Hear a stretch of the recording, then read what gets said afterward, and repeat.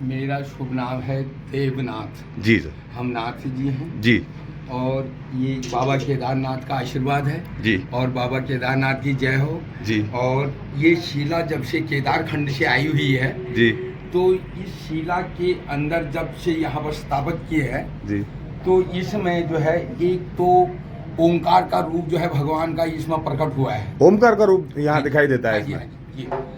और जैसे दिखाइएगा जरा। ये यहाँ पर ये ओंकार का रूप दिखाई दे रहा है यहाँ पर ये इस शिला के अंदर। ये जो सामने दिखाई दे रहा है, ये सामने जो दिखाई दे रहा है ये ओम अक्षर है। ये आप देख सकते हो। आप अगर ध्यान से देखोगे मैं और तो ओम पूरा आपको आकृति में दिखाई दे रहा है। जी जी।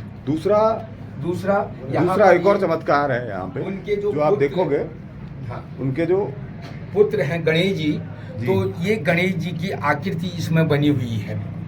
ये जो है गौर से देखने पर ये आपको यहाँ पर विदित हो जाएगा।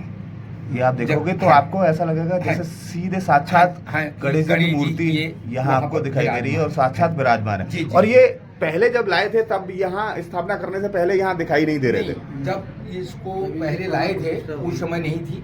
जब यहाँ पर भगवान की लीला चल रही है तो लीला के अंदर ये चीज़ें सारी दिखाई दे रही है और इनका बहुत बड़ा चमत्कार भी है और बहुत बड़ा आशीर्वाद भी मिल रहा है केदारनाथ जी का। केदारनाथ जी का आशीर्वाद दिल्ली में लेना है तो आप यहाँ आ सकते हैं। और भक्तों की भी बड़ी भीड़ है यहाँ पर उनके कृपा से जो है।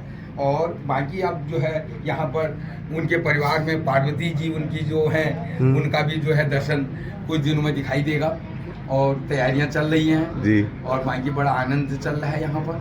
बहुत भीड़ है यहाँ। लोगों की मनोकामना जो पूरी हो रही है। बहुत सारे लोगों की जो मनोकामना पूरी हुई है। खंडम ध्वज में जो शिवालय ये हिमालय जो है ये 12 ज्योतिर्लिंग में जो है ये 11वां नंबर का ज्योतिर्लिंग है केदारनाथ जी का जी। और इसलिए इस ज्योतिर्लिंग की इतनी महिमा है कि जो इनके दर्शन कर लेता है तो समझ लो उसका बेड़ा पार हो जाता है, उसका कल्याण हो जाता है बिल्कुल।